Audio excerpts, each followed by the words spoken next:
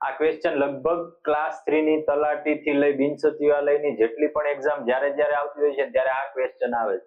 અથવા તો એવું આવે છે કે મુખ્યમંત્રીના કાર્યકાળની અંદર જે કંઈ પણ કામો થયેલા છે તો આ કામને રિલેટેડ આવે છે. હવે આપણે ચાલુ કરીએ. પહેલો ક્વેશ્ચન કોડ આપેલો છે અને બરોડા બરાબર આપણને કોડ શોધવાનો છે. તો તમને એક આ લાગે છે કે એક આલ્ફાબેટ સિરીઝનો ક્વેશ્ચન છે.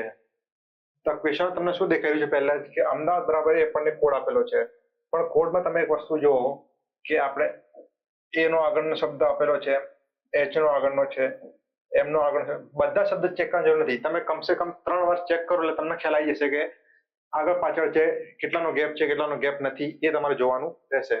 તો તમને ખ્યાલ આવી ગયો છે કે ભાઈ એકદમ આગળનો જ નંબર છે, વચ્ચે કોઈ પણ ગેપ આવતો નથી. તો આપણે બરોડા બરાબર લખીએ તો બી ના આગળ આવશે સી, એ પછી બી, એસ, ઓ પછી આવશે પી, ડી પછી આવશે ઈ, એ આવશે બી, સીબીએસ પીઈબી. તો તમારો ઓપ્શન એ જવાબ રહેશે. ચાલો નેક્સ્ટ ક્વેશ્ચન પર જઈએ. ચલો આ એક ડેટા ઇન્ટરપ્રિટેશનનો એક સવાલ આવ્યો છે કે એ બી સી અને ડી એક ગોળ ટેબલની ફરતે બેઠા છે. પછી તમને 4 સેન્ટેન્સ આપેલા છે. તો આમને પહેલા આપણે કઈ રીતે કરશું? વર્તુળાકાર ધારી જ લેવાનું કે બધા ટેબલની અંદર મોઢું રાખીને બેઠા છે. ખ્યાલ આવે છે? હવે કોઈ પણ ક્વેશ્ચન એ તમે સોલ્વ કરતો તમારે ડાયરેક્ટ લાઇનસર જવું જરૂરી નથી. કોઈ પણ ક્વેશ્ચનમાં લાઇનસર જવાનું કોઈ પણ એવા નિયમ આપણે આપેલા નથી. તો આપણે પહેલામાં જઈએ કે એ રસોઈયાની સામે બેઠો છે. તો આપણે અહીંયા લખીએ એ રસોઈયા. તો આપણે અહીંયા લખી શકીએ રસોઈયો. તમે અહીંયા બી લઈ શકો, અહીંયા બી લઈ શકો, તમારી મરજીના આધારે છે. આપણે રીતે લીધું. અહીંયા કોઈ નામ આપવાનું નહીં, બી સી ડી કે પણ નહીં, કારણ કે અહીંયા કોઈ પણ ક્લેરિફિકેશન આપેલું નથી. હવે આ બીજા સેન્ટેન્સ પર જો બી નાઈની જમણે બેઠો છે. અહીંયા નાઈ ક્યાં હશે, બી ક્યાં હશે, કોઈને કોઈ આઈડિયા નથી. તો આપણે હાલ પૂરતું સ્કીપ કરીશું. દરજીની ડાબે ધોબી બેઠો છે. તો દરજી બી અહીંયા ક્યાં હશે કોઈ ખ્યાલ આવતો નથી. હવે ચોથા પર આવીએ કે સી ની સામે ડી બેઠો છે. તો અહીંયા આપણે સી અને ડી, પણ આપણે કઈ ત્રિકાળ જ્ઞાની તો છીએ નહીં. તો અહીંયા ડી પણ હોઈ શકે અને અહીંયા સી પણ હોઈ શકે. બે પોસિબિલિટી હંમેશા રાખવાની, આગળ પાછળ ઉપર નીચે જમણેથી 2 છોડીને ડાબી સાઈડ 1 2 છોડીને, એમાં હંમેશા 2 પોસિબિલિટી આવીને ઊભી રહેશે. હવે આપણે જઈએ દરજીની ડાબે ધોબી બેઠો છે. ખ્યાલ આવે છે? તો દરજીની ડાબે ધોબી બેઠો છે. તો અહીંયા લઈએ, અહીંયા લઈએ, અહીંયા લઈએ, આપણે કશો ખ્યાલ આવતો નહીં સાહેબ, શું કરીએ? તો અહીંયા બી છે, તો અહીંયા સી અને ડી આવી ગયા, એ છે તો અહીંયા બી આવી ગયો ફાઇનલ આન્સર. તો બી નાઈની જમણે બેઠો છે. તો અહીંયા તમે નાઈ લખી શકો. આમાંથી કશું કેન્સલ કરવાનું નથી, કારણ કે આનું કોઈ ક્લેરિફિકેશન આપેલું નથી હાલ પૂરતું. હવે તે સેન્ટેન્સ પર આવીએ કે દરજીની ડાબે ધોબી બેઠો છે. હવે દરજી અહીંયા બેસો તો આનું ડાબું નીચું થઈ જાય. તો અહીંયા આપણે લખી શકીએ દરજી. તો અહીંયા ઓટોમેટિક આવશે ધોબી. હવે જો ક્વેશ્ચનમાં આપણને પૂછ્યું કે સી અને ડી નું કામ શું છે, કે સી અને ડી કોની સામે કોની બાજુ બેઠા છે, તો તમારો આન્સર આવશે માહિતી અપૂરતી છે, કારણ કે આ બંનેનું કોઈ પણ ક્લેરિફિકેશન આપેલું નથી. તો ક્વેશ્ચન એવો છે કે એ અને બી નો વ્યવસાય શું છે? આયો એ અને બી, દરજી અને રસોઈયો. તો જવાબ આવશે બી. ચલો નેક્સ્ટ ક્વેશ્ચન પર જઈએ કે 3 બાળકોની સરેરાશ ઉંમર 15 વર્ષ છે. ખાસ ધ્યાન રાખજો, સરેરાશ ઉંમર 15 વર્ષ છે અને તેમની ઉંમરનો ગુણોત્તર 3:5:7 છે. તો સૌથી નાના બાળકની ઉંમર જણાવો. બહુ સાદું, બહુ સિમ્પલ, ઘણાને આવડતો હશે ક્વેશ્ચન, પણ આપણે તો બી સોલ્વ કરશું. પહેલા તો આપણને એટલી ખબર હોય કે સૌથી નાનું બાળક ગુણોત્તરમાં 3:5:7 છે. તો આ સૌથી નાનું બાળક હશે, આ સૌથી મોટું બાળક હશે. તો સિમ્પલ કોમન સેન્સ થી આપણને ખ્યાલ આવે કે 3 ના ગુણાંકમાં જવાબ આવશે. બરાબર? તો જોશો 3 ના ગુણાંકમાં ઘણા બધા જવાબ છે. પછી તમે સાહેબ જવાબ તો બધા આપણે શું કરીએ? તો આપણે જો છે ને ઓપ્શન 5 અને 7 ના ગુણાંકથી નાનો જવાબ આવશે. આના ગુણાંકથી નાનો જવાબ આવશે. તો આ જો 7 ના ગુણાંકમાં છે, આ 3 ના ગુણાંકમાં છે, આ 5 ના ગુણાંકમાં છે, આ 3 ના ગુણાંકમાં છે. આમાં સૌથી નાનો જવાબ શું? તો અહીંયા ડી આવી શકે 9. ઘણાને એવું કે હશે કે સર આમાં મજા આવી નથી, કારણ કે આ આપણે કેવું કે એસ્ટિમેટ કાઢ્યું છે કે આ રીતનું હોઈ શકે. તો આપણે મેથેમેટિકલી રીતે જઈએ તો સિમ્પલ જુઓ, 3:5:7 છે, તો 3 લોકો છે ટોટલ. તો અહીંયા ગણી લઈએ 3x + 5x + 7x ભાગ્યા 3, તો 15x ભાગ્યા 3 બરાબર 5x આવ્યો. પણ અહીંયા 5x ની સરેરાશ ઉંમર કેટલી આપેલી છે? 15 વર્ષ. તો તમે 5x બરાબર 15 વર્ષ લખી શકવાના. તો x બરાબર 3 વર્ષ થઈ ગયું. હા, 3 વર્ષ અમારો આન્સર નથી. આ જે આપણને ધાર્યા છે 3x 5x 7x, એમાં x ની કિંમત મૂકવાની. સૌથી નાનું પૂછ્યું છે આપણને, તો x ની કિંમત મૂકો 3x માં, 3 × 3, તો જવાબ આવશે તમારો 9 વર્ષ, જે આપણે એસ્ટિમેટ પરથી કાઢી ચૂક્યા છીએ. ચલો નેક્સ્ટ ક્વેશ્ચન. લોહીના સંબંધોનો ક્વેશ્ચન છે. કોઈ વ્યક્તિ તરફ આંગળી ચીંધીને રામ કહે છે કે તેનો પુત્ર રમેશ મારી માતાનો પૌત્ર છે, તો તે વ્યક્તિ કોણ? વ્યક્તિ પૂછી છે, તો પહેલા કોઈ આંગળી ચીંધીને રામને કહે છે, તો અહીંયા આવશે રામ લખીએ આપણે. તેનો પુત્ર રમેશ મારી માતાનો પુત્ર છે. તમે અહીંયા એનો પૌત્ર ના લખી શકો, કારણ કે આ તેનો શબ્દ કોના માટે વાપર્યો છે? અને વ્યક્તિ માટે વાપર્યો છે. તો રમેશ બી એ વ્યક્તિનો કઈક સંબંધમાં ભાઈ થતો હશે. તો રમેશ, આ બંને ભાઈ હોય તો પિતા એક જ હોવાના વ્યક્તિ. તો આ રીતનું કઈક લોહીના સંબંધો સેટ થાય છે. તો આનો જવાબ શું આવશે? રમેશ એ રામનો ભાઈ હશે. પણ આ વ્યક્તિ કોણ છે? તો વ્યક્તિ રામ અને રમેશ બંનેના પિતા હશે. તો જવાબ આવશે એ. ચલો નફો ખોટનો છે. 10% નફો છે. અહીંયા નફો કોઈ એક પુસ્તકને ₹220 માં વેચતા તેની ખરીદ કિંમત કેટલી હશે? અહીંયા ઘણા લોકો આપણને સૂત્રથી કહે છે કે સૂત્રથી કરો સાહેબ આમને, પણ તમને એક સિમ્પલ વસ્તુ શીખવાડું કે જ્યારે ખરીદ કિંમત, અહીંયા એક કોષ્ટક બનાવે ટકા રૂપિયામાં, પછી આવશે નફો અથવા એ રીતે આપણે અંદર લખતા જશું. તો 10% નફો થયો છે, તો આ ખોટ ગયું, તો અહીંયા 10% નફો થઈ ગયો. કોઈ પણ વસ્તુની ખરીદ કિંમત આપણે 100 થી લઈને જ જાણવાનું, તે 100% ખરીદ કિંમત લઈને ચાલીએ છીએ. 10% એમાં પ્રોફિટ થાય છે, તો 110% વેચાણ કિંમત થવાની. હવે વેચાણ કિંમત બરાબર કેટલું લખ્યું? પુસ્તકને વેચાણ કિંમત બરાબર પુસ્તકને 220 માં વેચતા, તો અહીંયા 220 આવશે. તો શોધવાનું શું છે? ખરીદ કિંમત કેટલી હશે? તો અહીંયા ક્વેશ્ચન માર્ક આવશે. તો મારો ચોકડી ગુણાકાર 220 × 100 ભાગ્યા 110, સીધો જવાબ છે 200 રૂપિયા. ક્યાં છે અહીંયા આન્સર? બી.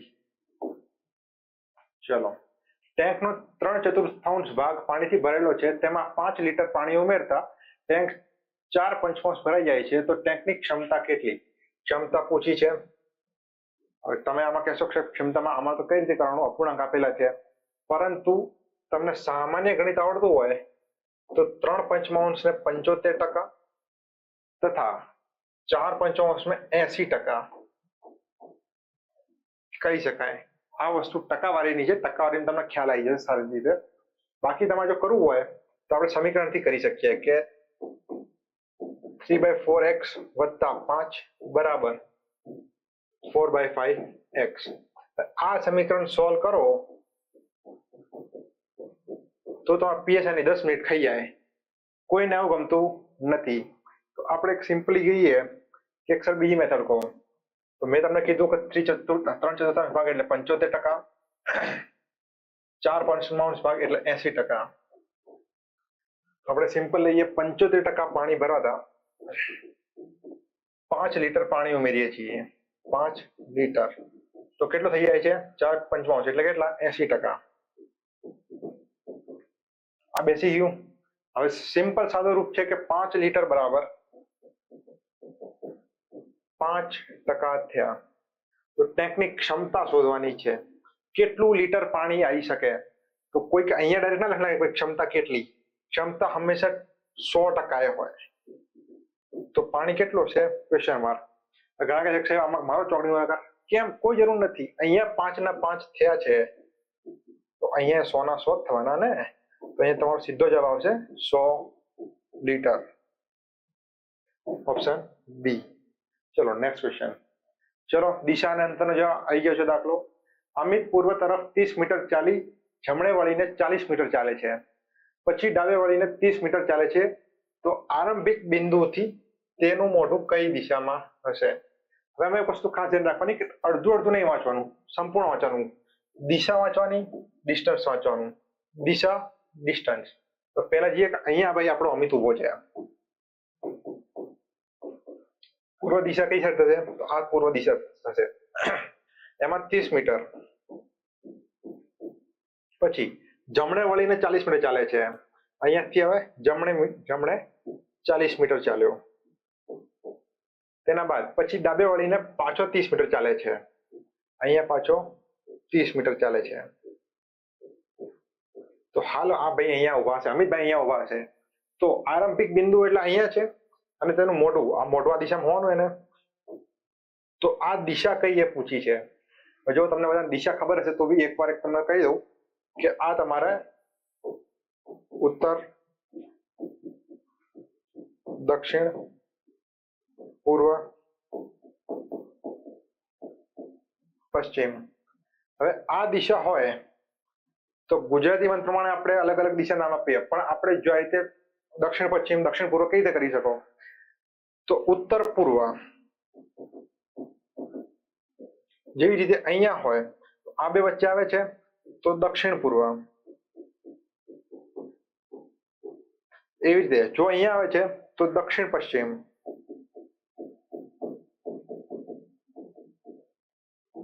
અને જો તે જ રીતે આ રીતે આવે છે તો ઉત્તર પશ્ચિમ. ખ્યાલ આવે છે? આ રીતના આપણે દિશાઓ આવશે. તો અહીંયા આપણે રીતે જોઈએ કે અમિત અહીંયા ઉભો હોય, અહીંયા ચોકડી મારે તો આપણે આ રીતનું અંતર તો આ લાગુ પડે. તો કઈ દિશા લાવશે?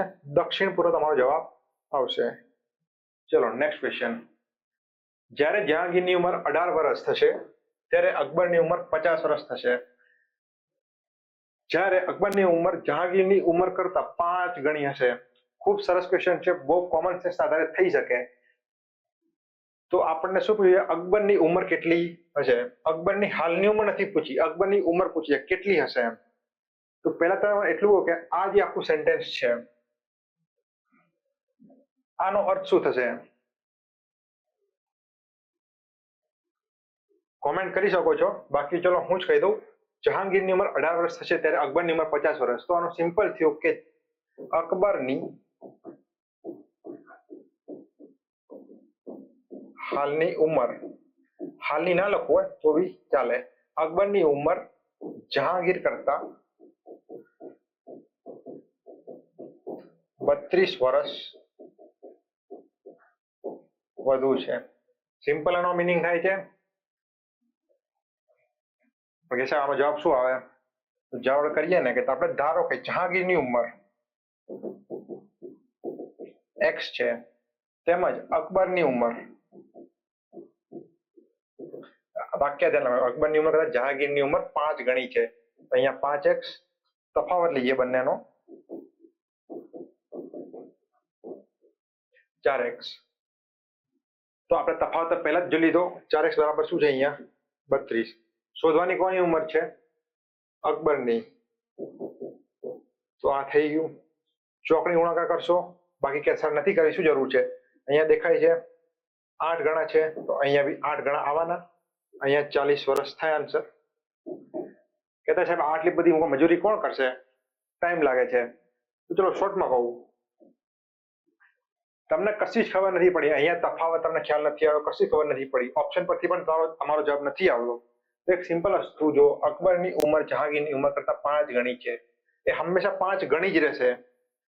જો જહાંગીર 100 વર્ષનો થશે તો અકબર એનથી 5 ગણી, મતલબ કે એ 32 વર્ષ જે હશે ને, 32 વર્ષ હશે જે આપણે સોલ્વ કર્યો કે તફાવત 32 વર્ષ થાય છે. તો જહાંગીર 100 નો હશે ત્યારે અકબર 132 નો જ હશે. એ રીતે આખી લાઈન ચાલતી આવશે. પણ એ રીતે નથી જવું. તો અકબરની ઉંમર કરતા જહાંગીરની ઉંમર 5 ગણી છે. તો તમે સિમ્પલ કહો કે સાહેબ 5 ના ગુણાંકમાં જવાબ આવવો જોઈએ. 5 ના ગુણાંકમાં જવાબ કયો છે? એકલો 40. સરસ. ટાઈમ ના હોય ત્યારે તમે આ રીતની મેથડ અપનાવી શકો છો. ચાલો નેક્સ્ટ ક્વેશ્ચન. બહુ મોટો ક્વેશ્ચન છે. અમુક કહે છે વેન આકૃતિ કરો. હું કહું વેન આકૃતિ નહીં, વેન આકૃતિનો ઉપયોગ કરવો જ નથી આપણે. સિમ્પલ લખતા જઈએ જે આપેલું છે એ રીતે. અહીંયા લખીએ એ બી. એ અને બી પંજાબી, સિંધી અને ગુજરાતી જાણે છે. તો અહીંયા લખશું પંજાબી, સિંધી, ગુજરાતી. અહીંયા બી સેમ પંજાબી, સિંધી, ગુજરાતી. એ જ રીતે બી અને સી માં જઈએ તો બી અને સી માં કેવી છે? પંજાબી, ગુજરાતી અને બંગાળી. તો પંજાબી, ગુજરાતી, બંગાળી. આટલે છોડીને જવાનું. બી માં બંગાળી નથી એટલે અહીંયા તમારે બંગાળી એડ કરવાની રહેશે. તેવી જ રીતે બીજો ક્વેશ્ચન એ અને ઈ. એ આવી ગયો છે તો અહીંયા ઈ કરીએ. તમિલ, સિંધી અને ગુજરાતી જાણે છે. અહીંયા લખીએ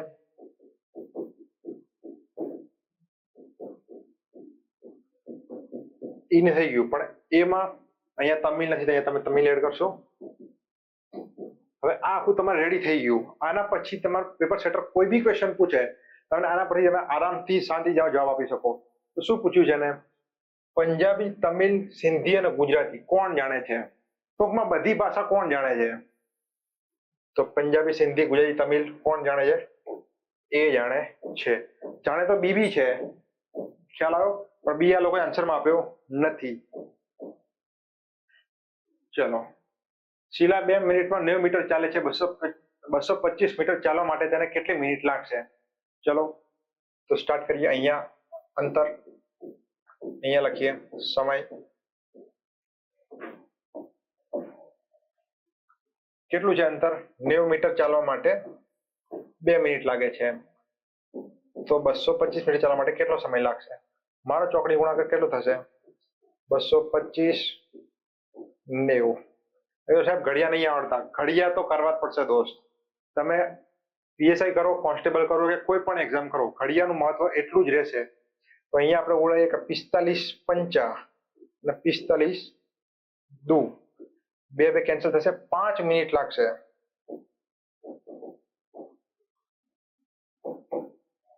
ચલો નેક્સ્ટ ક્વેશ્ચન. 11 ખુરશીઓની ખરીદ કિંમત 3 ટેબલની ખરીદ કિંમત જેટલી છે. આ એક મોસ્ટ આઈએમપી તમારું વાક્ય થઈ ગયું આખી રકમનું. પછી આગળ વધીએ. એક ખુરશી અને એક ટેબલની ખરીદ કિંમત 140 રૂપિયા છે. કિંમત આપી છે તો આપણને એક ખુરશીની પૂછ્યું છે. આમાં ઘણા બધા સમીકરણથી કરાવશે, કોકની શોર્ટ મેથડ હશે, કોકના સૂત્ર હશે. આપણે કોમન સેન્સ થી જઈએ કે આ 11 ખુરશી છે, એના બરાબર 3 ટેબલ છે. પહેલું વાક્ય બરાબર છે લખ્યું છે મેં એ પ્રમાણે જોઈ લો. હવે આ બંને સાઈડ સેમ છે, કઈ સરવાળા બાદબાકી કશું નથી. આને આપણે ગુણોત્તરમાં લખી શકીએ. તો ખુરશી ટેબલ બરાબર 3/11. તો આને આપણે 3x/11x લખી શકાય. આ ગુણોત્તરમાં એક સિસ્ટમ છે કે તમે કોઈ પણ વસ્તુને બે સેમ ફોર્મ્યુલા હોય તો તમે ફોર્મ્યુલા એક સાઈડ અને કિંમત એક સાઈડ લખી શકો છો. હવે બીજા વાક્ય પર જઈએ કે એક ખુરશી અને એક ટેબલની ખરીદ કિંમત 140 રૂપિયા છે. તો આપણે આની રીતે ગણી ચાલીએ કે ભાઈ 3x + 11x બરાબર 140 રૂપિયા. સોલ્વ કરો સમીકરણ. તો 14x બરાબર 140. તો x બરાબર 10 રૂપિયા. x ની કિંમત આવી આમાં. હવે શું પૂછ્યું છે આપણને? ખુરશીની ખરીદ કિંમત કેટલી થશે? આ ખુરશી છે તો મૂકો, 3 × 10 30 રૂપિયા થશે. જવાબ એ આવશે. તમે કીધું ખુરશી નથી શોધી, ટેબલ ની કરી લો. આ બે ટેબલ ની મૂકી દીધી તો 11 × 10 110 રૂપિયા ટેબલ ની આવશે. એમાં કોઈ મોટી વસ્તુ નથી. ચલો આપણે અહીંયા મેથ્સ અને રીઝનિંગ ને આપણે સંપૂર્ણ કરીએ છીએ. આગળ દાખલા છે તો પાછા મળીશું. હવે આપણે જીએસ ના કરંટ અફેરમાં પાછા વળીએ છીએ. હવે આપણે સાહેબ પાઠ પાછા આવશે. નમસ્કાર વિદ્યાર્થી મિત્રો. તો મિત્રો જીકે તરફ હવે આગળ વધીએ.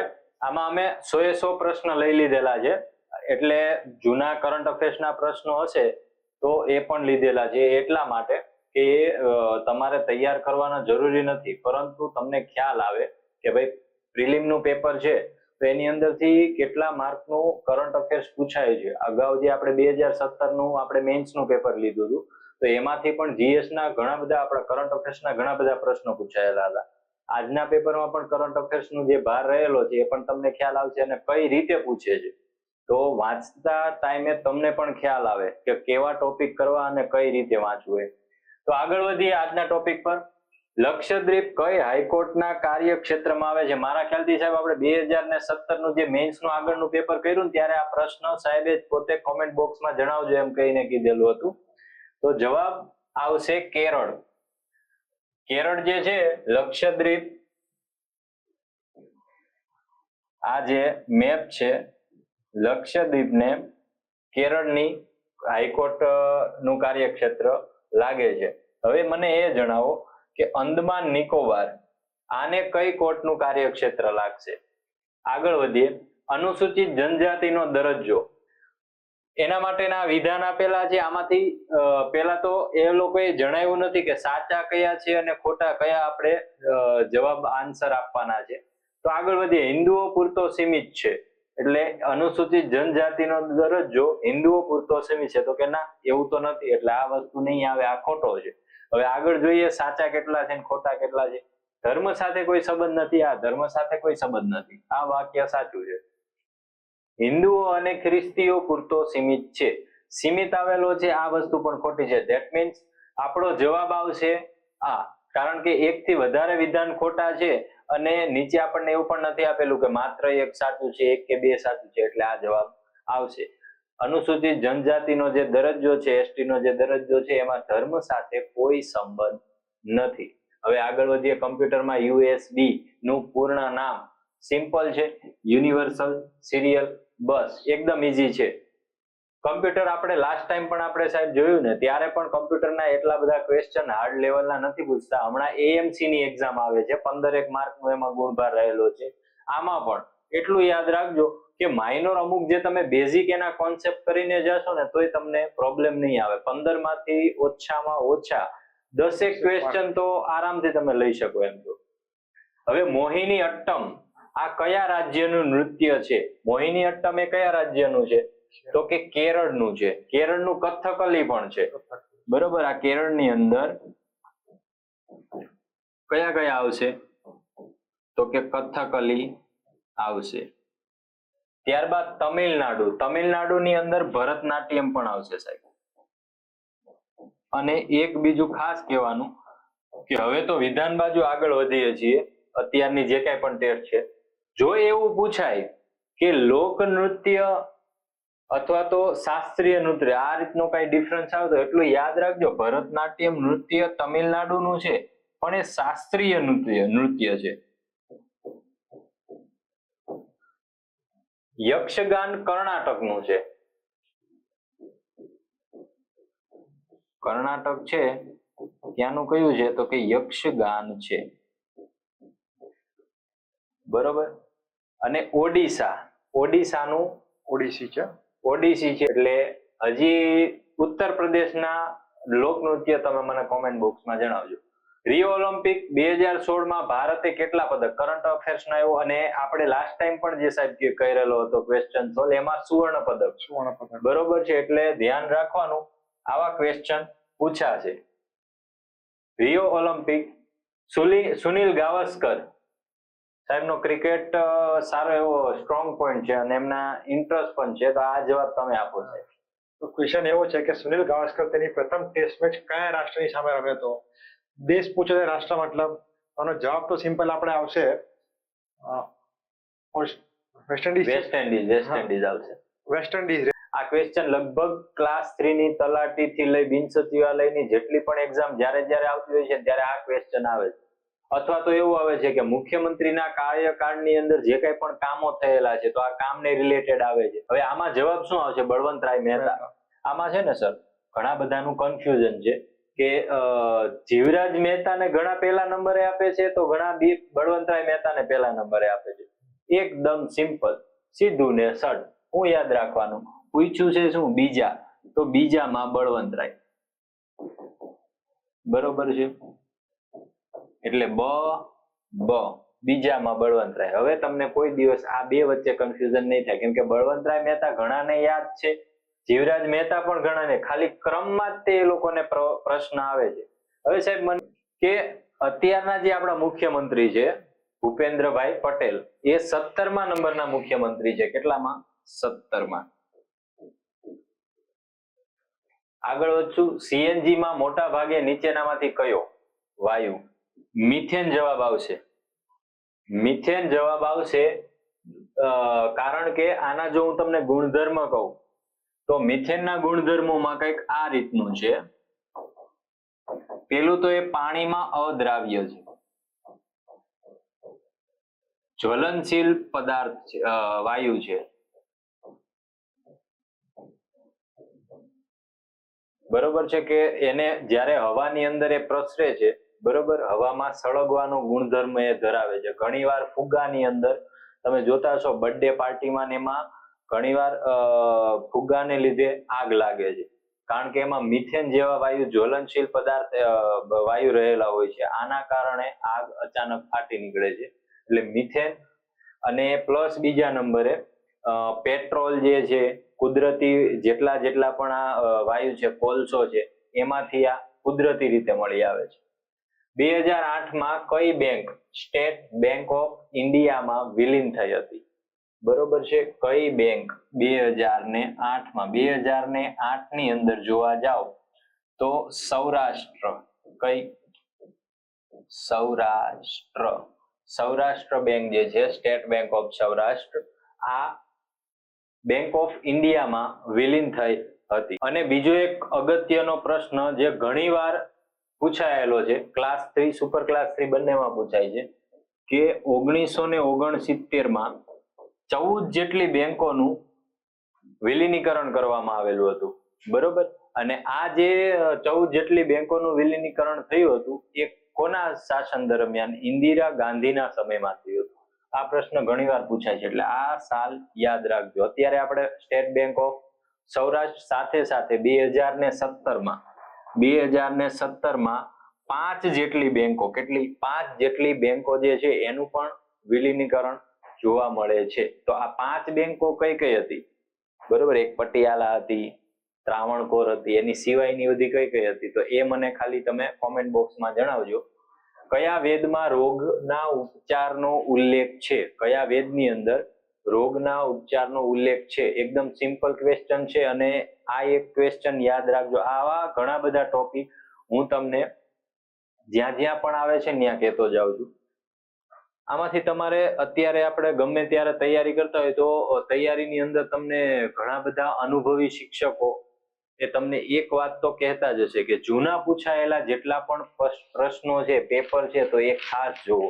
આપણે હજી આ બીજો જ પ્રશ્નપત્ર ચાલુ કર્યું છે, તેમ છતાં ઘણા બધા એવા ટોપિક તમે જોઈશો કે વારંવાર એમાંથી પૂછાતા હોય ને એવું લાગે છે. આ યજુર્વેદ વાળો જો આપણે જોવા જઈએ તો અગાઉનું જે આપણે વિડીયો મૂક્યો છે એમાં પણ એક ક્વેશ્ચન વેદ ઉપનિષદમાંથી આવેલો છે. આ જે પેપર છે એમાં પણ વેદ ઉપનિષદમાંથી આવેલો છે. આમાં શું આવશે? તો કે અથર્વવેદ આવશે. શું આવશે? અથર્વવેદ. ઋગ્વેદ જે છે, ટોટલ વેદ કેટલા છે? 4 વેદ છે. કેટલા? 4. આ 4 વેદની અંદર ઋગ્વેદમાં શું આવશે? તો કે દેવી દેવતાઓને મનાવવા માટે એમાં મંત્રો આપેલા છે ઋગ્વેદમાં. યજુર્વેદની અંદર શું આવે છે? તો કે યજુર્વેદની અંદર ધાર્મિક વિધિઓ જે કાંઈ પણ છે તો એના મંત્રોચ્ચાર આમાં આપેલા છે. ત્યારબાદ સામવેદ છે, તો સામવેદની અંદર જે કાંઈ પણ યજ્ઞ સંબંધિત જે ગાયનો છે, બરોબર, આ ગાયનોને સામવેદની અંદર સમાવવામાં આવેલું છે. અને અથર્વવેદ, તો અથર્વની અંદર જે પ્રમાણે આ ક્વેશ્ચન છે કે રોગના ઉપચારો છે, બરોબર, આ બધી વસ્તુ જે કઈ બાબતો છે એ અથર્વવેદની અંદર એનો સમાવેશ કરવામાં આવેલો છે. હવે આગળ વધીએ. લાલ કિલ્લાનું નિર્માણ કોણે કરાવ્યું હતું? મુઘલ શાસનનો ક્વેશ્ચન છે, બરોબર છે. અને આની અંદર સાહેબ ઘણા બધા પ્રશ્નો પૂછાય છે. આપણે એક વસ્તુ જોવો ને તો 1857 ત્યાર આજુબાજુના પોઈન્ટ તમને હિસ્ટ્રીમાં દેખાશે. એક મુઘલ શાસન, એક આના આપણને એટલા પ્રશ્નો દેખાય છે. ત્યારબાદ આપણે પ્રાચીન ભારતનો ઇતિહાસ જે છે એમાં મારા ખ્યાલથી ગુપ્ત યુગ ને એ બધા એના પણ પ્રશ્નો ઘણા બધા પૂછાય છે. હવે આની અંદર યાદ રાખીએ તો લાલ કિલ્લાનું નિર્માણ કોણે કરાવ્યું હતું? લાલ કિલ્લામાં કોણ આવશે? શાહજહાં. તમે મને એ જણાવો કે આગ્રાની અંદર લાલ કિલ્લાનું જે નિર્માણ કરાવ્યું હતું એ કોણે કરાવેલું હતું? આ શાહજહાંએ કરાવેલો છે.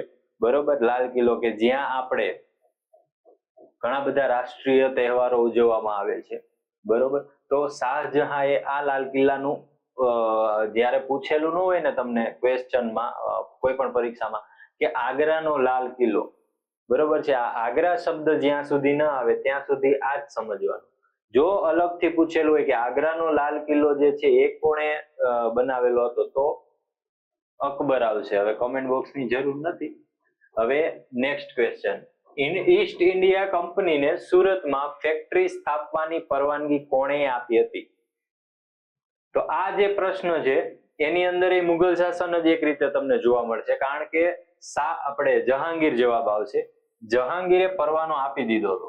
કોને આપ્યો હતો? તો કે સર થોમસ રોને.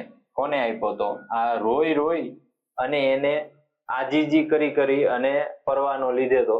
એટલે આ રો યાદ રાખવાનો તમારે. શું યાદ રાખવાનો? રો. એટલે તરત જ યાદ રહી જશે. 1905 ગયો કે આપણે જે પ્રશ્નપત્રનું સોલ્યુશન કર્યું, આ પ્રશ્નપત્રમાં મેં તમને જણાવેલું કે લોર્ડ કર્ઝનની ભૂલો દર્જન આવી ગયો. લોર્ડ કર્ઝન 1905 માં શું થયું? તો કે બંગાળાના ભાગલા કર્યા. અને કોણે કર્યા? લોર્ડ કર્ઝને કર્યા. આ બંગાળાના ભાગલા પડે છે. બંગાળના ભાગલા થઈ અને એ લોકો શું વિચારે છે કે ભાગલા પાડો અને રાજ કરો, પણ એમાં એ ફાવતા નથી. કારણ કે હિન્દુ મુસ્લિમ જે આગળના બંધારણના લેક્ચરમાં પણ મેં તમને સમજાવેલું છે કે ઉલટાની એકતા એકબીજાની વધારે પ્રદર્શિત થાય છે. હિન્દુ અને મુસ્લિમ એકબીજાને રાખડી બાંધે છે, સભા સરગતો સાથે યોજે છે, બરોબર, તહેવારો સાથે મનાવે છે અને અંગ્રેજોની નીતિનો ખુલીને વિરોધ કરે છે. ત્યારે પછી અંગ્રેજો શું કરે છે? કૂટનીતિ રસ્તે આગળ વધે છે. એ લોકો શું કરવાના છે? તો કે આગળ જતા મુસ્લિમ લીગની સ્થાપનામાં એમનો પણ એક ખૂબ મોટો ફાળો હોય છે. આ જ્યારે મુસ્લિમ લીગની સ્થાપના થઈ જાય છે એના પછી શું? તો કે એના પછી એ 1909 નો ધારો લાવે છે અને એની અંદર મુસ્લિમ લીગને અલગ મતદાર મંડળ આપે છે. તો ખાસ ધ્યાન રાખવાનું, 1847 માં ઇંગ્લેન્ડના વડાપ્રધાન કોણ હતા? એટલી આવે. કોણ આવે? આ એટલી. જેટલીના ભાઈ એટલી. મામા હતા ઇટલી, ખાતા આ લોકો ઈડલી. બરોબર. આનું નામ શું છે? તો કે એટલી. ઓગસ્ટ 1947. આવી રીતે યાદ રાખશો ને તો જ મગજમાં ઉતરશે. બાકી તો નરોવા કુંજરોવા. બરોબર, મોયે જ થશે. પછી સંસ્કૃતિનું સૌથી મહત્વનું બંદર કયું? તો સાહેબને અનુભવ આમાં તો સારો એવો છે. તમારા ટેસ્ટ જે કઈ બનાવે છે એ પણ સર બનાવે છે, તો એનો જવાબ એ જ આપે. મહત્વનું બંદર આમાં લોથલ આવશે. તો તમે મને એક વસ્તુ કહો કે હડપ્પા સ્થળ છે એ કઈ જગ્યાએ સ્થિત છે અને કયા બેટ પર આવેલું છે? એ તમને કોમેન્ટ બોક્સમાં જણાવજો. અને ખૂબ મહત્વના ટોપિક છે આ કાલીબંગન જે એરિયા છે. આ કાલીબંગન જે સ્થળ છે એમાંથી પણ પ્રશ્નો ઘણી બધી વાર પૂછાયેલા છે. ડીવાયએસઓ માંથી ઘણા પ્રશ્નો સાહેબ પૂછાયેલા છે. એટલે આ એક ટોપિક પણ ખૂબ અગત્યનો છે. હવે આગળ વધીએ. ગીત ગોવિંદના લેખક કોણ છે? એકદમ સિમ્પલ છે, જરાય વિચારવાનું નથી. જયદેવ સીધું ડાયરેક્ટ આવડી જાય એમ છે. ભારતીય રાષ્ટ્રીય કોંગ્રેસના સર્વપ્રથમ પ્રમુખ કોણ? એકદમ ઇઝી, વન લાઇનર. આ તમે વિચારો 2000 તમે અત્યારે જોતા હશો તો એમ થતું હશે 2017 માં જો મેં પેપર આપ્યું હોત તો આજે ભાઈ ખાખીમાં હોત, કાં PCR માં હોત અને કાં પછી કોર્ટમાં ગવાહી દેવા હાથે બધે ગયા હોત. બરોબર છે. પણ ટૂંકમાં અત્યારના જે દિવસો છે એવા કપરા ન હોત થાય. બરોબર. હવે આપણે આગળ વધીએ. કોણ આવશે? વ્યોમેશચંદ્ર બેનર્જી આવશે. આ એઓયુમ ટીક કરીને આવે છે ઘણા બધા, પણ આ INC યાદ રાખવાનું છે એ પોતે ઇન્ડિયન નેશનલ કોંગ્રેસની અંદર એને સ્થાપના કરી હતી. એ પ્રમુખ નહોતા. બરોબર. મને એ જણાવજો કે આ જે સર્વપ્રથમ પ્રમુખ બન્યા વ્યોમેશચંદ્ર બેનર્જી, તો આ કઈ જગ્યાએ, આ સ્થળ કઈ જગ્યાનું હતું? બરોબર, એ ખાસ કહેજો. ક્ષેત્રફળની દ્રષ્ટિએ બીજા ક્રમે સૌથી મોટો ખંડ. પેલા તો છે ને 2 પ્રશ્ન ફરજિયાત કરી નાખવાના જો તમે ક્લાસ 3 ની તૈયારી કરતા હોય ને તો. એક તો ખંડ, જેટલા પણ ખંડ છે બરોબર, આ ખંડ બધા પેલા જોઈ લેવાના, એના વિસ્તાર જોઈ લેવાનો કે સૌથી મોટો કયો છે, સૌથી નાનો કયો છે, અને બીજા તો 1 થી 7 સુધીના દેશ જોઈ લેવાના કે પેલા વિસ્તારની દ્રષ્ટિએ સૌથી વધારે મોટો દેશ કયો છે, એની પછી કયો, એની પછી કયો, કારણ કે આ 2 માંથી પ્રશ્ન પૂછાય. હવે આમાં કયો આવશે સાહેબ? આમાં સાહેબ આફ્રિકા જવાબ આવશે, સૌથી મોટા, બીજા ક્રમે સૌથી મોટા ખંડમાં. તમે યાદ રાખો તો એ રીતે યાદ રાખી શકો. સૌથી મોટું, કેમ કે મને તો આ સાહેબ યાદ રહી ગયું છે, આ રીતે હું યાદ રાખું છું. પહેલી વારમાં જ તે યાદ રહી ગયું, બીજી વાર મારે આનું રિવિઝન કરવું નથી પડ્યું. સૌથી પહેલા અહીંયા કયો આવશે? એશિયા આવશે. એશિયા પછી કયો આવે? આફ્રિકા આવશે. આ આફ્રિકા આવ્યો. આફ્રિકા પછી કયો આવશે? ઉત્તર અમેરિકા આવશે. ઉત્તર અમેરિકા પછી કયો આવશે? દક્ષિણ અમેરિકા. દક્ષિણ અમેરિકા. બરોબર, દક્ષિણ અમેરિકા પછી કયો આવશે? યુરોપ આવશે. અને યુરોપ પછી કયો આવશે? ઓસ્ટ્રેલિયા આવશે. અને ઓસ્ટ્રેલિયા પછી એ હવે તમે કોમેન્ટ બોક્સમાં જણાવો. તીર અડધે સુધી તો પહોંચી ગયું તમારું. એટલે આ રીતે યાદ રાખો ને તો યાદ રહી જાય. આ ડિઝાઇન તમને મગજમાં આવી ગઈ એટલે બીજી વાર રિવિઝન કરવા જેવું જ નથી. આની આ વસ્તુ જ્યારે દેશમાં કરશે ને, જો તમે લોકો દેશમાં કરશો કે ભાઈ પહેલા નંબરે વિસ્તારની દ્રષ્ટિએ કયો દેશ, એટલે એમાં પણ એક ડિઝાઇન બને છે. બરોબર, એટલે આ રીતે જીઓગ્રાફી યાદ રાખજો ને. આપણે બંધારણ પૂરું થાય એટલે જીઓગ્રાફીમાં આ જ કરવાનું છે અને આરામથી યાદ તમને રહી જશે. ઘણી બધી શોર્ટ ટ્રીક લઈને આવશું આપણે. નાગાર્જુન સાગર પ્રોજેક્ટનું નિર્માણ કઈ નદી પર થયું છે? બોલો સાહેબ. સાહેબ simple question, one liner. Krishna નદી પર નાગાર્જુન સાગર બાંધ આવેલો છે. એકદમ સિમ્પલ ક્વેશ્ચન હતો. ગુજરાતના સમુદ્ર તટની અંદાજિત લંબાઈ 1600 કિલોમીટર. બરોબર, આ તો આપણે રાજનીતિમાં નરેન્દ્રભાઈ મોદી જ્યારે અહીંયા સીએમ હતા ને ત્યારે બોલતા. મિત્રો 1600 કિલોમીટરનો દરિયા કિનારો આપેલો છે મિત્રો. આ ત્યારનું મને યાદ છે. અને હવે મને એ કયો, ભારતના સમુદ્ર તટની લંબાઈ, આ લંબાઈ કેટલી છે? આપણે અત્યારે જે જોયું કયું જોયું? ગુજરાતનું જોયું. હવે આ કહેજો, કેમ કે આ ક્વેશ્ચન એ ઘણું પૂછાય છે. 1600 કિલોમીટરમાં માઇલ કેટલા આવશે? હા, ચાલો બીજો પ્રશ્ન આવી ગયો તમારા માટે. ભારતના દક્ષિણતમ બિંદુને શું નામ આપવામાં આવેલું છે? આ બધા પ્રશ્ન એવા છે ને કે જે લોકોએ 2022 પહેલા જેટલી ભરતી આપેલી હશે ને, ખાલી પ્રશ્નપત્ર કર્યા હશે ને તો પાસ થવાના ચાન્સ ઘણા બધા હતા. કેમ કે એક ને એક પ્રશ્ન પૂછાય છે. હવે આમાં સાહેબ એટલું જો મગજ દોડાવે ને છોકરાઓ, કે પહેલી વાત તો કે આ વસ્તુ કોઈ દિવસ એને સાંભળેલી નથી, આ કોઈ દિવસ સાંભળેલું નથી, તો વૈધા કેટલા 2% 2 જ પોઈન્ટમાં આવી ગયા સીધા. 2 MCQ માં તમારે બીજો અડકો દડકો કરો ને તોય થઈ જાય. બરોબર છે, આ ઇન્દિરા પોઈન્ટ આવે. અને મારી જેવા જે વધારે થોડુંક મગજ દોડાવે કે ભાઈ 2 વૈધા છે એમાં પોઈન્ટ તો મેજોરિટી છે, એટલે આ એક આવે. સીધો જવાબ આવી ગયો. કાંઈ આવડે નહીં તેમ છતાં આવડી જાય. નીચેનામાંથી કયા દેશોમાંથી હિમાલય પસાર થાય છે? લોચા લાગી જાય છે. એક આ હિમાલયમાં લોચા લાગે છે અને બીજા નંબરે પશ્ચિમ ઘાટમાં લોચા લાગે છે. કે આ કેટલી જગ્યાએથી પસાર થાય છે?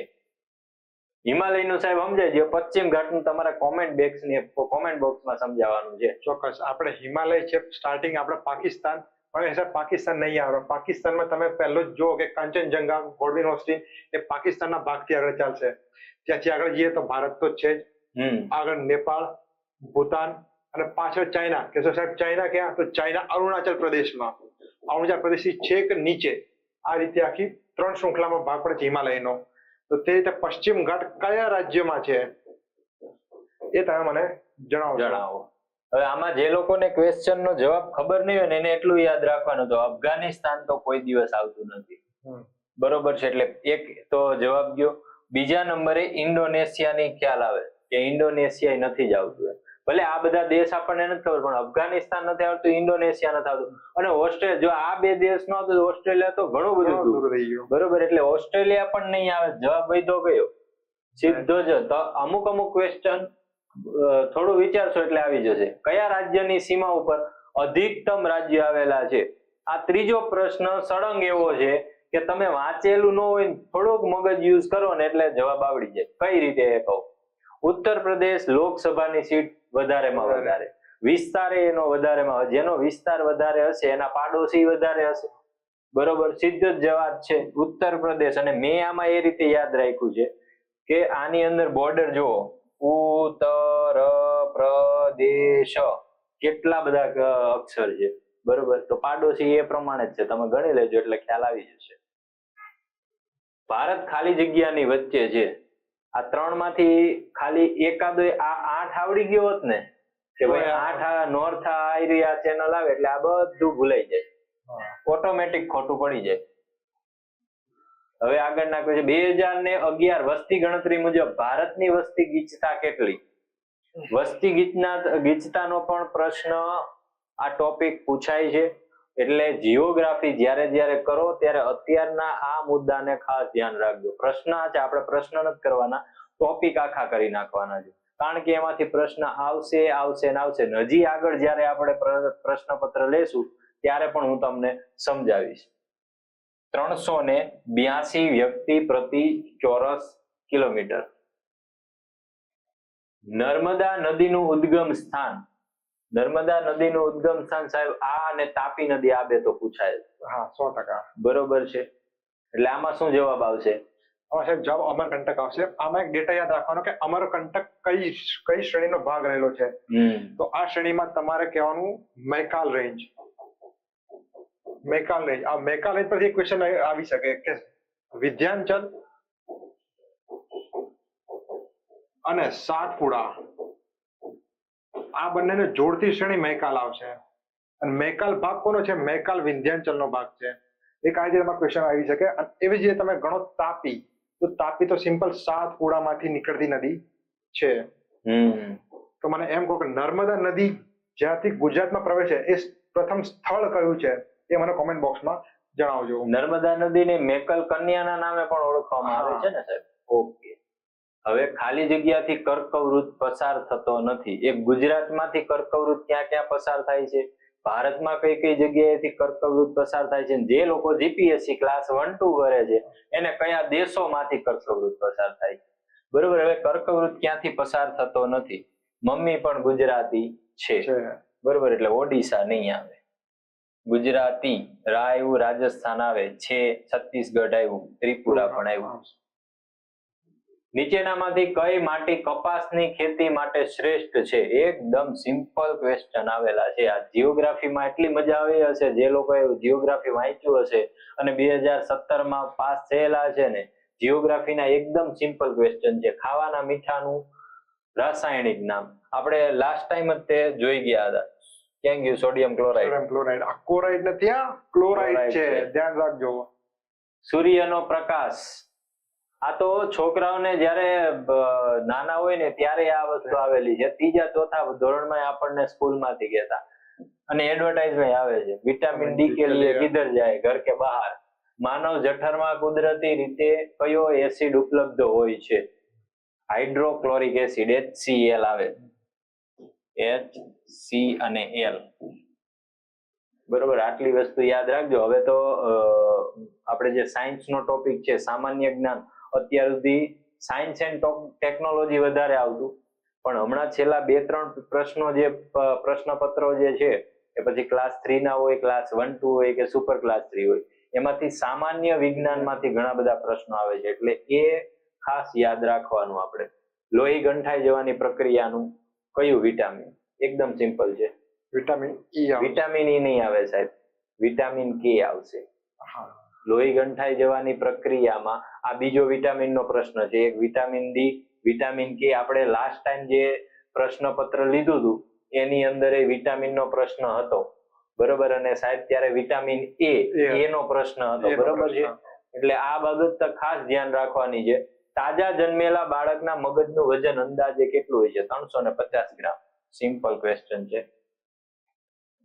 પ્લાસ્ટર ઓફ પેરિસ એનું રાસાયણિક નામ પૂછ્યું છે. Plaster of Paris. આ બધા જીઓગ્રાફીમાં જે રીતે ફેક્ટ બેઝ આગળ ચાલ્યા છે ને એ જ રીતે વિજ્ઞાનની અંદર પણ આ રીતે ચાલ્યા છે, બરોબર, કે સામાન્ય વિજ્ઞાન જે આપણું 6થા ધોરણ થી લઈને 10મા ધોરણ સુધીનું, એનાથી વધારે નથી પૂછ્યું. શું આવશે? Immediate calcium. બોલો સાહેબ, શું કહેવાના હતા? આમાં આનું સૂત્ર પૂછશે તમને તો CaCO3 કેલ્શિયમ, બરોબર છે. રેફ્રિજરેટરમાં કુલન્ટ રૂપે કયો વાયુ રહેલો છે? એમોનિયા. એસિડ વર્ષાના મુખ્ય ઘટકો, બધી જગ્યાએ ક્વેશ્ચન આવેલા છે, અને આ બે વાયુ તો ફરજિયાત યાદ રાખવાના જ. સલ્ફર ઓક્સાઇડ અને નાઇટ્રોજન ઓક્સાઇડ, અને આ બેના જે અણુસૂત્ર છે ને, આ ખાસ ધ્યાનમાં રાખવાના, કેમ કે એ પણ પૂછાય છે. જૈવિક વસ્તુઓની આયુ નિશ્ચિત કરવા માટે એકદમ બેઝિક ક્વેશ્ચન છે. આની અંદર તમે કદાચ વાંચ્યા વગર ના ગયા હોય ને, અમુક માનો કે જે લોકો ખાલી મારે જીકે ની જે પેલા બુક આવતી, બરોબર, સાદી બુક આવતી, આ એક બે બુકો ખાલી તમે કરીને ગયા હોય ને તો આ આરામથી પાસ થઈ જાય એવું હતું. ખાલી રનિંગમાં માર્ક્સ લેવાના હતા, બરોબર છે. પણ રનિંગ થાય તો કાર્બન 14 આ આવશે. અમેરિકાના રાષ્ટ્રપ્રમુખની 2012ની ચૂંટણી. એક વાત યાદ રાખજો, આ અમેરિકાના રાષ્ટ્રપ્રમુખની ચૂંટણી જ્યારે ઇલેક્શન થાય છે અથવા તો ઇલેક્શન વગર વિશ્વ લેવલે અમુક બેઝિક જે ક્વેશ્ચન પૂછવાના હોય ને ક્લાસ 3 ની અંદર, એ લોકો વધારે હાઈ નથી જતા. પણ શું કરે છે, આ બરાક ઓબામાએ કોને હરાવ્યા હતા આ પ્રશ્ન આવ્યો, આની પછી ટ્રમ્પનો પણ પ્રશ્ન આવી ગયેલો છે, બરોબર. એટલે આ એક, અને એની પહેલા આની આગળ પણ એક રાષ્ટ્રપ્રમુખ હતા, એનો પણ પ્રશ્ન પૂછાયેલો છે, પ્રથમનો પણ પ્રશ્ન પૂછાયેલો છે. એટલે આ મહાસત્તા છે તો એટલું આપણે ધ્યાન રાખવાનું. રોમની. તમિલનાડુના વર્તમાન, હવે આ પ્રશ્નની અંદર પણ જો હું તમને પ્રકાશ પાડું, જો પહેલી વાત તો એ આ વિડીયોને છે ને તમે શાંતિથી જોજો, અને એવા ટાઈમે જોજો જ્યારે તમારે વાંચવાનું ને એ બધામાં તમે કંટાળી ગયા હોય ને, તો શાંતિથી વાંચવાની એમ થતું હોય કે હાલો ભાઈ અત્યારે માઇન્ડ ફ્રેશ કરવું છે, બરોબર. તો એ માઇન્ડ ફ્રેશ કરવાના ટાઈમે પણ તમે કંઈક શીખી શકો, બરોબર, એવા ઉદ્દેશ્યથી આ જોઈએ. આ તમારે યાદ નથી રાખવાના, કારણ કે આ બેઠા પ્રશ્ન પૂછાવા નથી, જે પૂછાશે એ હવે થોડા ડીપમાં આવશે, બરોબર. પણ તમારે એ જોવાનું છે ટોપિક કયા છે, ટોપિક એના એ જ રહેવાના છે, ખાલી એમાંથી પ્રશ્નોની સંખ્યા બદલાવાની છે. માનો કે પેલા સાદા આવતા, અત્યારે વિધાન આવવાના છે, એટલે ટોપિક ખાસ યાદ રાખો. આ જે પ્રશ્નનું હું તમને સમજાવવા જાઉં છું એ ધ્યાનમાં લેજો. ગઈ પીએસઆઈ 2022, બરોબર, આ જે 2022માં લેવાય ને, એમાં પ્રિલિમની અંદર સાહેબ એક જોડકું પૂછાયેલું હતું, અને જોડકાની અંદર કંઈક 4 જેવા રાજ્યો હતા, અને એ રાજ્યોના મુખ્યમંત્રી અને મુખ્યમંત્રીની સાથે સાથે જે પક્ષ છે, રાજકીય પક્ષ, આ રાજકીય પક્ષ એમાં જોડેલા હતા. કે તમિલનાડુ છે તો તમિલનાડુની અંદર આ રાજકીય પક્ષ છે, પછી કર્ણાટક છે તો કર્ણાટકમાં આ રાજકીય પક્ષ છે. એટલે મુખ્યમંત્રી સાથે સાથે રાજકીય પક્ષ યાદ રાખી લેવાના. આ પ્રશ્ન પણ પૂછાય છે, ટોપિક યાદ રાખવા જેવો છે. શું આવે? કારણ કે 2017 હતું, AIDMK આવશે. NITI Aayog chief executive officer 2017 પ્રમાણે જવાબ આપવાનો છે. અત્યારે કોણ છે? સુબ્રમણ્યમ, બરોબર, દિવ્ય સુબ્રમણ્યમ. 15મી ઓગસ્ટ 1947 ના રોજ આરબીઆઈ ના ગવર્નર, 15 આપણે દેશ આઝાદ થયો ત્યારની વાત છે, એટલે આ ખાસ યાદ રાખજો, નકર અત્યારના પ્રમાણે ટીક કરીને આવશે. સીડી દેશમુખ, બરોબર છે, ત્યારની વાત છે સીડી દેશમુખ. અત્યારે કોણ છે કોમેન્ટ બોક્સમાં જણાવજો. માઇક્રોસોફ્ટના ચીફ એક્ઝિક્યુટિવ ઓફિસર, આ પણ ક્વેશ્ચન પહેલાનો જ છે, સત્ય નંદેલા, બરોબર. બોસ્નિયા હર્ઝગોવિનાની રાજધાની કઈ? તો આમાં આવશે સારાજેવો. હવે નવેમ્બર 2016માં કર્ણાટકી સંગીતકાર અવસાન પામ્યા. કરંટ અફેર્સ ને રિલેટેડ પ્રશ્ન છે, અને આમાં જવાબ આવશે બાલ મુરલી કૃષ્ણ. આ જે ટોપિક છે ને, એને અમુક જે કામના નથી એને સ્પીડમાં ચલાવી દઉં છું, એટલે તમને પણ કંટાળો ન આવે. લેફ્ટનન્ટ જનરલ એસકેસી ના જે નવેમ્બર 2016માં અવસાન પામ્યા હતા, તે કયા 2 રાજ્યોમાં રાજ્યપાલ તરીકે હતા? તો કે જમ્મુ કાશ્મીર અને આસામ આવશે. હવે આગળ વધીએ. એમેઝોન નું મુખ્યાલય કઈ જગ્યાએ સાહેબ? વોશિંગ્ટન. સીધી જ વાત છે. મોટા ભાગના કામ વોશિંગ્ટનમાં હોય છે, કાં પછી ન્યુયોર્ક આવશે. આ બે જ આવશે સિટી. નીચેનામાંથી કયા દેશ માટે રાષ્ટ્ર, અને હા વાંચવામાં છે ને હવે થોડાક અપડેટ થાવ. આપણે મોટા ભાગે વાંચીએ છીએ કે કાં તો વોશિંગ્ટન આવે કાં તો ન્યુયોર્ક આવે. તો એવું શા માટે? આ સિટીની અંદર એવું તો શું છે કે મોટા ભાગના મુખ્યાલય ત્યાં જ આવેલા હોય છે, બરોબર? તો આવું ક્યારેક તમે ફ્રી હોય ત્યારે સર્ચ કરો એટલે એમાં જાણકારી ઘણી બધી મળશે. નીચેનામાંથી કયા દેશમાં રાષ્ટ્રના વડા તરીકે મહિલા નથી? કયો આવશે? કોસોવો. ગુજરાત વિધાનસભામાં વિરોધ પક્ષના નેતા કોણ? આ 2017 ની વાત થાય છે, યાદ રાખજો, અત્યારની વાત નથી થતી, એટલે મૂંઝાવાનું નહીં.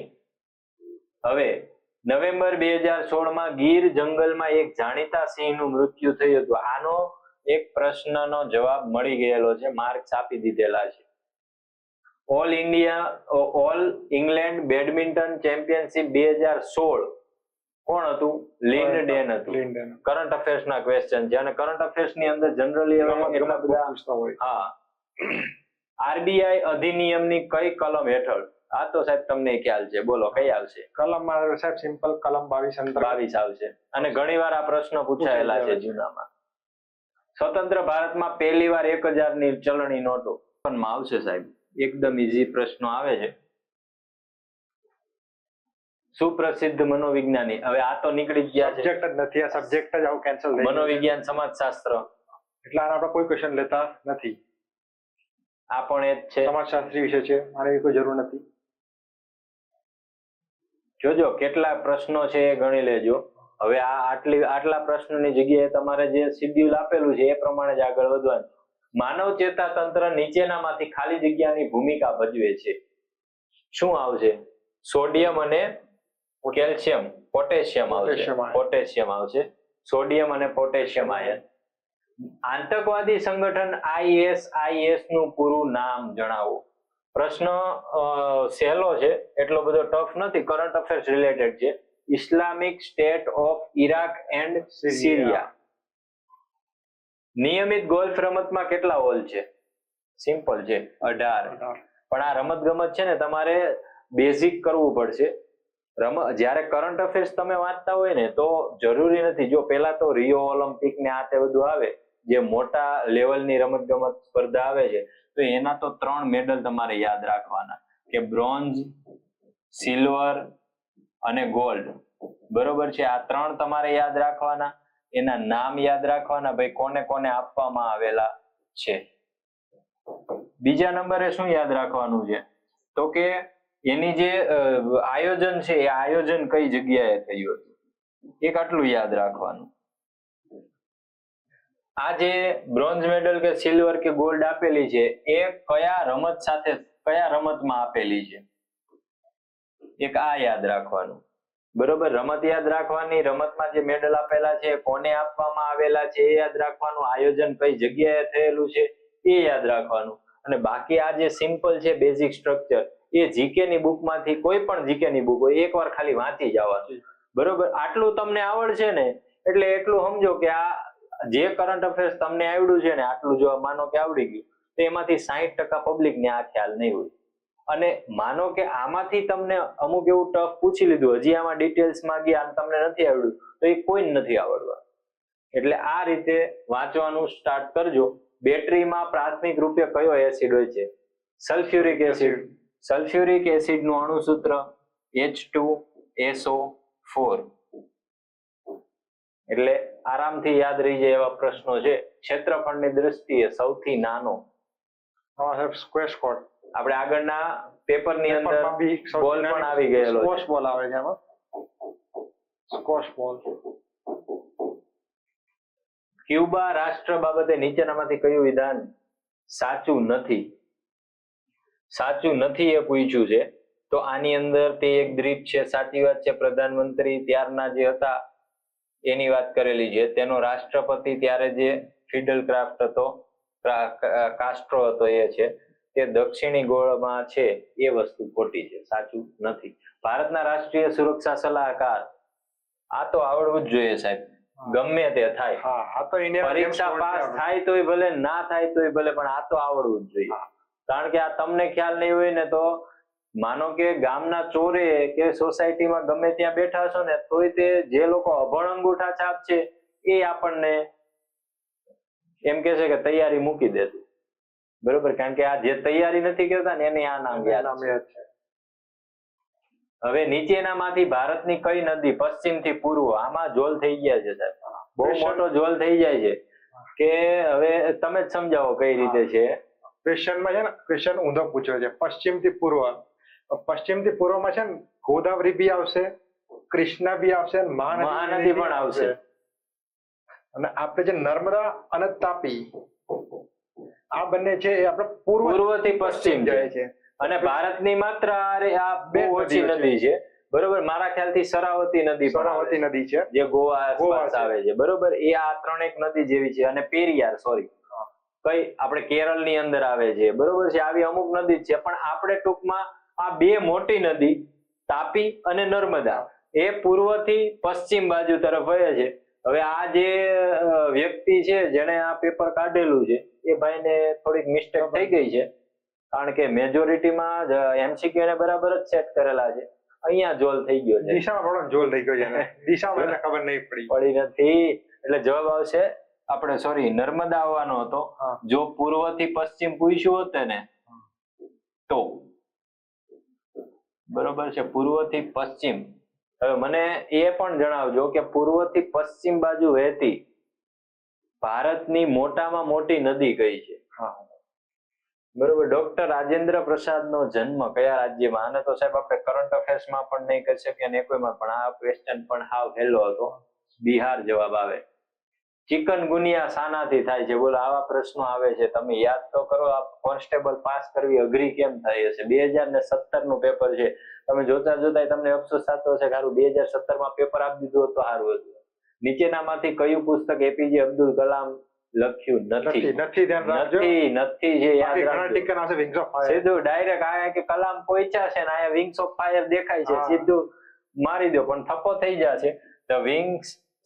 ધ ઇન્ડિયન સ્પેસ જર્ની આવશે કે જે એમણે લખેલું નથી. બાકીના 3 લખેલા. વિંગ્સ ઓફ ફાયર તો જે લોકો હવે સાહેબ 12th ફેલ જોયેલું છે ને બધાને ખબર પડી ગઈ કે અબ્દુલ કલામ નું આ એક પુસ્તક છે. ઓકે, સિમ્પલ સિરીઝ છે, બધાને દેખાતા ખબર પડશે. 2, 5, 11, 23 અને 47 શું દેખાય આને? જુદા ટકોર બધા ગેપ છે. ગેપ થી થાય, પણ તમને સિમ્પલ રસ્તો બતાવું.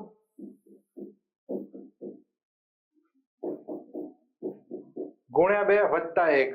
હવે બધા ચેક કરવા નહીં જવાના. અહીંયા 2 ચેક થઈ જાય, સીધું કરવાનું કે અહીંયા ગુણ્યા 2 વત્તા 1, પાછળ 5 આવે એવો જવાબ આવે. સીધો લાસ્ટ ડિજિટ મેથડ છે. જે તમારે શીખ્યું હોય તો આસ્થા એકેડમીની મુલાકાત ખાસ લેવાની રહેશે. તો તમારો જવાબ આવશે 95. કરો સાહેબ, ત્યાંથી જ આગળ કરો. 2013 માં સ્થાપેલી 7મા પગાર પંચના અધ્યક્ષ કોણ હતા? અધ્યક્ષમાં તમને 70 ના પૂછ્યા છે. તો અશોક કુમાર માથુર. હડપ્પા સંસ્કૃતિના જાણીતા સ્થળ ધોળાવીરા કયા જિલ્લામાં આવેલું છે? એકદમ ઈઝી ક્વેશ્ચન છે. પહેલા પૂછાઈ ગયો, આપણે મેં પૂછી બી લીધો. આમાં શું કરવાનું ખબર? યાદ રાખવા માટે થઈ. જો યાદ ના રહેતું હોય ને, કેમ કે આ પ્રશ્નો એવા છે અમુક આ હડપ્પા સંસ્કૃતિને લઈ કે ઘણા લોકો એટલા કન્ફ્યુઝ થઈ જાય છે, ગમે એટલું રિવિઝન કરે તો યાદ નથી રહેતું. તો ભાઈ કચ્છનું રણ છે એ કેવા કલરનું રણ છે? ધોળું છે ને? આ બસ, તો આ પૂછ્યું છે શું તમને? ધોળા રણની વાત કરી છે. વીરા કચ્છ આવે, સીધી જ વાત છે. આ રીતે યાદ રાખો એટલે મોજે મોજ છે.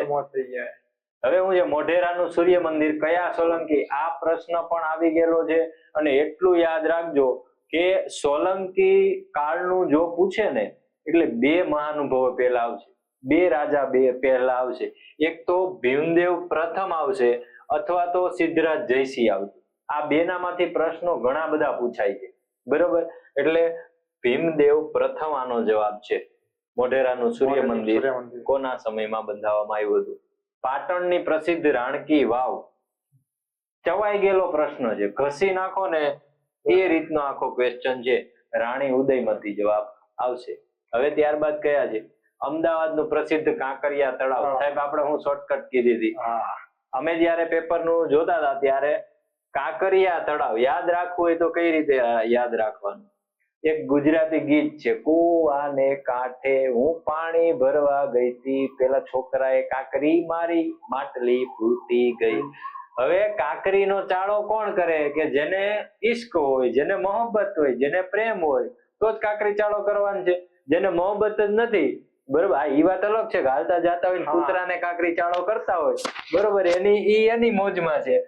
પણ મોહબ્બત હોય એ કાંકરી ચાળો કરે, બરોબર. એટલે મોહબ્બત શા આવશે? કાંકરિયા તળાવ. બરોબર, સીધી આ વાત છે. આ હવે તમને ભૂલાય ત્યાંથી મને કહેજો કે સાહેબ ભૂલાઈ ગયું એમ. ગુજરાતમાં સૌપ્રથમ મફત અને ફરજિયાત શિક્ષણ એકદમ સહેલો સવાલ છે અને આરામથી યાદ રહી જાય એવો છે. કદાચ તમને યાદ ના રહીને જો શિદ્દતથી તમે તૈયારી કરેલી હશે અને શિક્ષણ પ્રાપ્ત કરેલું હશે સ્કૂલમાં પણ, તો આરામથી આ યાદ રહી જાય. સયાજીરાવ ગાયકવાડ. કયા સ્થળે કરી હતી એ મને કહેજો. કયા સ્થળે શરૂઆત કરી હતી? પ્રથમ જિલ્લો કયો હશે? હોમવર્ક આવી ગયું છે તમારી પાસે. હવે દાંડી કૂચની શરૂઆત, આની પણ શોર્ટકટ કીધેલી છે અને આની આ વસ્તુ મેં કાલે બંધારણનો ભાગ 2 આમાં પણ કીધેલું છે. એમાં શું આવશે તો કે ગાંધીજી અંગ્રેજો હારે ઘણી ફાઇટ કરતા હતા. બાબાજી આવતા રહ્યા, હવે તો મામલો મેદાને છે. ગાંધીજી અંગ્રેજો જ્યારે ચર્ચા ચાલતી હતી, ગાંધીજી કે આઝાદી આપી દો તો સારી વાત છે, આ તે બધું. પછી આ લોકો માનતા નહોતા, બરોબર છે, અંગ્રેજો માનતા નહોતા. અંગ્રેજો કે આપણે દેવાની નથી ના તે. ગાંધીજીનો મગજ છેલ્લા આટે જતો રહ્યો. છેલ્લા એટલે હાવ એમ પૂરું થઈ ગયું. પછી બધાએ નક્કી કર્યું કે આપણે હવે કરવાનું છે શું એમ, આંદોલન કઈ રીતે કરવું, આ તે. તો મીઠાની ઉપર કર લગાવેલા ને એ બધું જયારે માહિતી એમની પાસે હતી, તો એક કામ કરો, મીઠાનું એ કે છે, અને જ્યાં સુધી આંદોલન ને બધાને નજીક સુધી પહોંચવું હોય, બધા લોક જન આંદોલન સુધી પહોંચાડવું હશે, તો મીઠું એક એવી વસ્તુ છે કે જીવન જરૂરિયાતની ચીજ થઈ શકે. કદાચ ગમે એટલું મોંઘું રાખશે ને તો મીઠું તો લેવું જ પડશે. આ ઉપાડીએ. ગાંધીજી કે અંગ્રેજોના વિરુદ્ધમાં જયારે આ દાંડીકૂચ યાત્રા કરીને બધાએ ના પાડી કે બાપુ રહેવા દ્યો, થોડાક દિવસ પછી કરશું, આપણે અત્યારથી ચાલુ નથી કરવું, આપણે ખાલી 78 જ છીએ, 78 જ છીએ, મારીને ભૂત બનાવી દે. ગાંધીજી કે તેલ લેવા ગયું 1, 2 ને 3. શું કીધું? 1, 2 ને 3 એટલે શું આવે? 12 માર્ચ 1930 આવી ગયું. 1, 2 ને 3 આ રીતે યાદ રાખવાનું, એટલે સિમ્પલ, સીધું યાદ રહી ગયું. કયા સત્યાગ્રહને ગુજરાતનો પ્રથમ સત્યાગ્રહ માનવામાં આવે છે? પહેલા તો સત્યાગ્રહની પહેલા હું જો તમને સમજાવું ને, જવાબ આની અંદર આવશે પ્રથમ સત્યાગ્રહ ખેડા, બરોબર. હવે આની અંદર હું જે સમજાવતો હતો કે કોઈ પણ એક્ઝામ આવશે ને એમાં આ એક જોડકું આવશે ને આવશે, બરોબર, મોટા ભાગે આવશે એમ. 50% ની ઉપર સમજી લ્યો. ક્રમ એક યાદ રાખી લો કે સૌથી પહેલા કયું આવે તો કે ખેડા. ખેડા ક્યારે આવશે? 1918 માં. ક્યારે આવશે? 1918 માં. ત્યારબાદ સાબરમતી આવશે 1920 માં. સાબરમતી પછી કયું આવશે તો કે બારડોલી આવશે. એ આવશે 1928 માં. અને સૌથી છેલ્લે તો કે આ ધરાસણા જે આપેલો છે, ધરાસણા, એ આવશે 1930 માં. આ રીતનું આ એક સ્ટ્રક્ચર યાદ રાખજો. આમાંથી પ્રશ્ન પૂછાય છે, વિધાનમાં પણ પૂછાય છે, જોડકા સ્વરૂપે પણ પૂછાય છે, તો આ છૂટવો ના જોઈએ. ગુજરાતનો પ્રથમ સત્યાગ્રહ કીધો છે તો ખેડા આવશે. સમાજશાસ્ત્ર જોતું જ નથી ભાઈ, સમાજશાસ્ત્ર જોઈએ જ નહીં, મનોવિજ્ઞાન ન જોઈએ. ભારતનો વસ્તી વૃદ્ધિ દર ન્યૂનતમ અને અધિકતમ કયા દશકમાં? 11 થી લઈ અને 21, 61 થી 71, બરોબર છે.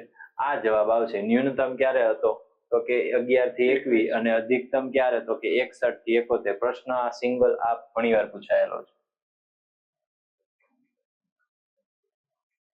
પ્રત્યેક વિદ્યમાન સમાજને નથી જોતું ભાઈ, સમાજને. ભારતમાં જવાબ આવશે હો પાછો, કાલ માર્ક્સ આવશે એવું નહીં કહેતા કે નથી આવડશે. હવે આર્ય સમાજની શરૂઆત, આ તો આર્ય સમાજની શરૂઆત કોણે કરી હતી પહેલા તો મને એ જણાવજો. જવાબ હું તમને કહી દઉં, મહારાષ્ટ્ર આવશે. અને આર્ય સમાજમાંથી પણ ઘણા બધા પ્રશ્નો પૂછાય છે અને જેણે સ્થાપના કરી ને એના રિલેટેડ પણ ઘણા બધા પ્રશ્નો પૂછાય છે. ભારતીય મનોવિજ્ઞાન જોઈએ જ નહીં, ચાલે જ નહીં. તારંગા ઘસાઈ ગયો છે આ પ્રશ્ન પણ, બરોબર. એક રીતે જોવા જાવ ને તો આ પેપર તો જૂના પ્રશ્નો કર્યા હોય ને તો ઓછામાં ઓછા 50% જેવો તો રિપીટ થતા હશે, બરોબર. ટોપિક ને આતે જે તમે બધું ભેગું કરો આરામથી આવડી જાય એમ છે. શું આવશે? મહેસાણા, મહેસાણા આવશે, બરોબર. તારંગા જૈન મંદિરો, આ ટોપિક જૈન મંદિરોનો ઘણો, એક તો આ તારંગાનું જે જૈન મંદિરોનું પૂછ્યું છે એ, અને એક પાલીતાણા, બરોબર. આ બંને યાદ રાખવાના. આવ્યો સાહેબ જીઓગ્રાફી નો આવ્યો તમારો પ્રશ્ન. સાપુતારા, સાપુતારાનો સિમ્પલ આન્સર આવશે સહ્યાદ્રી. પણ તમે એક કહો કે સહ્યાદ્રી પર્વત શૃંખલા જે છે એ કયા રાજ્યમાંથી પસાર થાય છે? પછી વિધ્યાંચલ છે, તો વિધ્યાંચલ સેમ છે, આપણે જઈએ કે છેક મહારાષ્ટ્ર થી લઈને છત્તીસગઢ સુધી. અરવલ્લી સૌથી જૂના ગેડ પર્વતો પ્લસ દિલ્હી સુધી ફેલાયેલા છે. દિલ્હી સુધી ફેલાયેલા છે. અને સાતપુડા, તે સાતપુડા બી ઇક્વલ ઓફ વિધ્યાંચલ. અને આની આપણે વાત થઈ કે આને કોણ જોડે છે? મૈકાલ. મૈકાલ. આ રીતે તમારે આમાં માહિતી રહેશે. ઉકાઈ ડેમ, જીઓગ્રાફીમાં તો મજા આવી જાય એવું છે સાહેબ. ઉકાઈ ડેમ, તાપી. પછી નર્મદામાં જઈએ તો સરદાર સરોવર. મહીસાગરમાં જોઈએ તો કડાણા અને વણાકબોરી. વણાકબોરી. તો કરજણમાં કયું એ તમે કહેજો મને. નીચેનામાંથી કયો એક કોલસાનો પ્રકાર નથી? બોલો, કયો કોલસાનો પ્રકાર નથી? લિમોનાઇટ જે છે આ કોલસાનો પ્રકાર નથી. બિટ્યુમિન છે, લિગ્નાઇટ છે અને એન્થ્રેસાઇટ પણ છે. આનાથી એક ચોથો પ્રકાર રહી ગયો સાહેબ. હા, એ પ્રકાર તો કેવો પડશે તમારે કોમેન્ટમાં. ઓકે, તો નીચેનામાંથી કયો, આ પૂરા થઈ ગયા એમ ને. હવે આજનું પેપર સોલ્યુશન, ગયું પેપર સોલ્યુશન પણ તમે જોયેલું છે. લાસ્ટ ટાઈમ નો જે આપણે પ્રશ્નપત્ર જોયું હતું મેન્સ નું હતું 2017 નું PSI નું, અને આજનું જે પેપર છે 2017 નું પ્રિલિમ્સ નું પેપર. આમાં મેં તમને ટોપિક પણ અમે કીધેલા છે કે કયા કયા ટોપિક મેચ થાય છે, વારંવાર એમાંથી પ્રશ્નો પૂછાય છે. અને હજુ પણ આપણે આગળ જો ટોટલ જેટલા પણ પ્રશ્નો છે PSI ના, નશાબંધી PSI ના, જેલ સિપાઈ, કોન્સ્ટેબલ, બરોબર, આ તમામ પ્રશ્નોના આપણે સોલ્યુશન કરવાના છીએ. અને એમાં અમે તમને જણાવશું કે કયા ટોપિકમાંથી વારંવાર પ્રશ્નો પૂછાય છે અને વાંચવામાં કયા ટોપિકને વધારે પ્રાધાન્ય આપવું જોઈએ, એને ડીપલી વાંચવા જોઈએ. સાથે સાથે જરૂરી શોર્ટકટ પણ તમને જણાવશું. તો જે કાંઈ પણ પ્રશ્ન હોય કોમેન્ટ બોક્સની અંદર જણાવજો. અમારી સાથે જોડાયેલા રહેજો. તમામ આ જે કાંઈ પણ વિડીયો છે એની લિંક તમારા સ્ટેટસમાં મૂકજો જેથી અમને પણ પ્રોત્સાહન મળે. જય હિન્દ, જય ભારત, જય જય ગરવી ગુજરાત.